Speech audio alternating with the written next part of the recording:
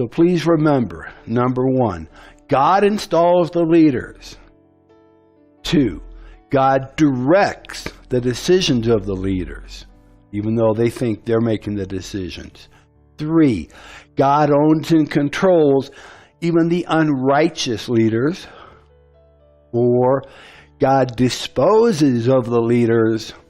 And 5, God is the strength of those who love him. Let's go over to John in the New Testament. John chapter 19, verses 10 and 11.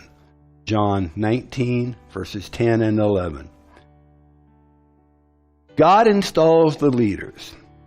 Then said Pilate unto him, unto Jesus, Speakest thou not unto me? Knowest thou not that I have power to crucify thee, and have power to release thee? Jesus answered, Thou could have no power at all against me, except it were given thee from above. Let's navigate back to the Old Testament, to the book of Ezra. Ezra chapter 6, 22. Ezra 6:22. God directs the decisions of the leaders. And kept the feast of unleavened bread 7 days with joy, for the Lord had made them joyful, and turned the heart of the king of Assyria unto them, to strengthen their hands in the work of the house of God, the God of Israel. Now let's take a look at Job, chapter 12, verses 9 through 25. Job, chapter 12, verses 9 through 25. God owns and controls even the unrighteous leaders. Verse 9. Who knoweth not in all these things that the hand of the Lord has wrought this? In whose hand is the soul of every living thing, and the breath of all mankind? Doth not the ear try words, and the mouth taste his meat? Verse 12, with the ancient is wisdom, and in length of days understanding.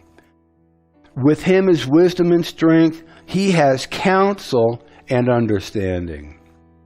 Verse 14, behold, he breaks down, and it cannot be built up again. He shuts up a man, and there can be no opening.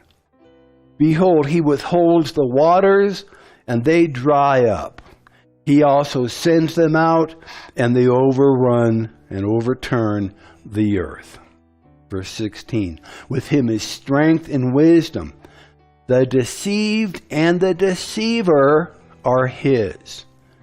Now, that may not align up with what you have been taught, but even the devil, even Satan, is under the Lord's control.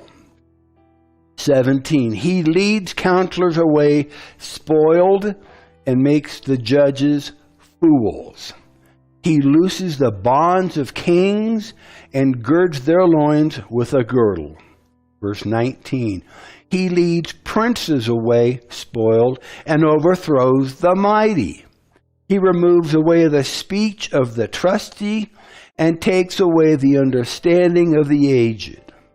He pours contempt upon princes, and he weakens the strength of the mighty. He discovers deep things out of darkness and brings out to light the shadow of death. Verse 23, he increases the nations, he destroys them, he enlarges the nations, and he straightens them out again. He takes away the heart of the chief of the people of the earth and causes them to wander in a wilderness where there is no way. They grope in the dark without light, and he makes them to stagger like drunken men. In the New Testament, we see in Ephesians 6, chapter 6, verse 12, Ephesians 6, 12, that God disposes of the leaders. Ephesians 6, 12.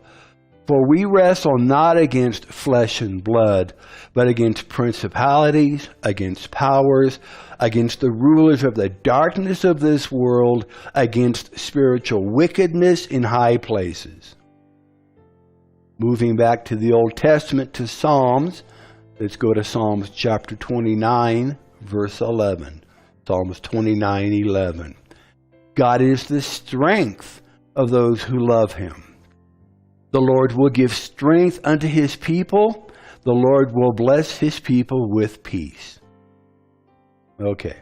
Jot down these scriptures as we're going to move through them rather quickly. Exodus 13, verse 14. Exodus 13:14. And it shall be when your son asks thee in time to come, saying, What is this? That thou shalt say unto him, By strength of hand the Lord brought us out of Egypt from the house of bondage. Exodus 15, verses 2 and 3. Exodus 15, verses 2 and 3. The Lord is my strength and song, and he has become my salvation. He is my God, and I will prepare him a habitation. My father's God, and I will exalt him. The Lord is a man of war. The Lord is his name. 2 Samuel 22. 2 Samuel chapter 22, verses 32 and 33. For who is God, save the Lord? And who is a rock, save our God? God is my strength and power, and he makes my way perfect. 1 Chronicles chapter 16:11. 1 Chronicles 16:11. Seek the Lord and his strength. Seek his face continually.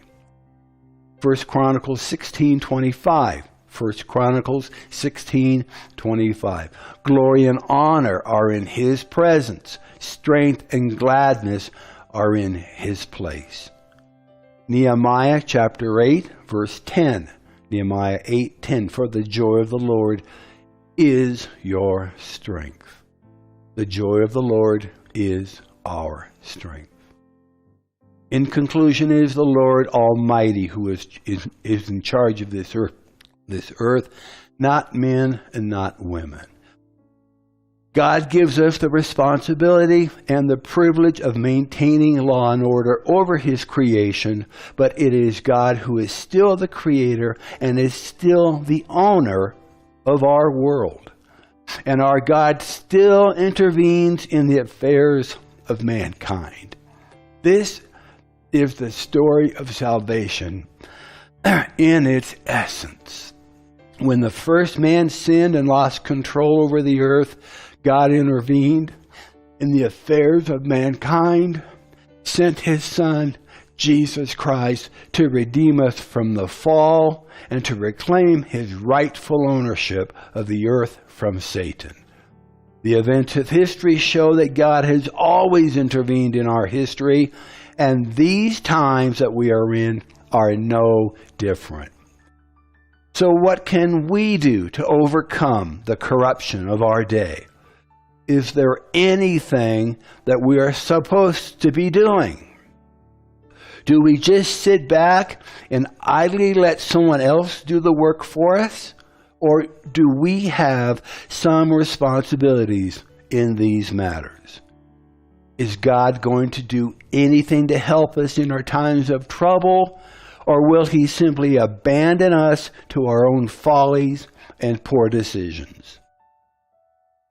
These three men had been given the same opportunities. One repented, two did not. One lived, and two died. Psalms chapter 11, verse 3. Psalms 11, verse 3 has the answer. Psalms 11, verse 3. If the foundations are being destroyed, what can the righteous do? Or you might say, if the foundations are being destroyed, what is the righteous one doing? What is God doing? Another way of looking at this is the foundations of law and order have collapsed. What can the righteous do? or the foundations of law in order have collapsed. What is the righteous one doing? Here's the rest of the story. Psalms 11, verses 4 to 7. Psalms 11, 4 to 7. But the Lord is still in his holy temple. The Lord still rules from heaven.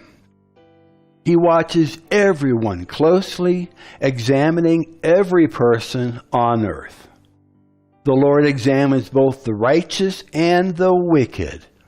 He hates those who love violence. He will rain down blazing coals and burning sulfur on the wicked, punishing them with scorching winds. Verse 7, for the Lord, the righteous Lord, loves justice. The righteous Lord loves justice. The virtuous will see his face. The earth is the Lord's and the fullness thereof, the world and they that dwell therein.